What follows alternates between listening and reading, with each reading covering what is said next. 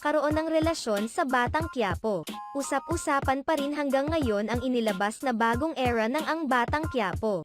Una nang nag-trending ang inilabas na panibagong trailer nito. Marami ang nasasabik sa magaganap na maaksyong labanan sa pagitan ni Tanggol at sa mga kalaban nito.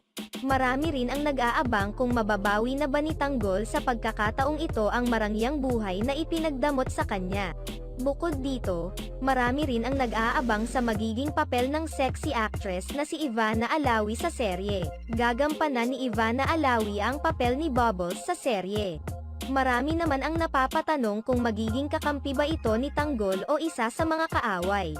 May mga naghinala ring ito ang magiging bagong love interest ni Tanggol dahil tila malabo nang magkatuluyan pa sila ni Makang dahil naging asawa na ito ng kanyang amang si Boss Ramon. Tila may posibilidad namang si Ivana ang panibagong pag-ibig ni Tanggol dahil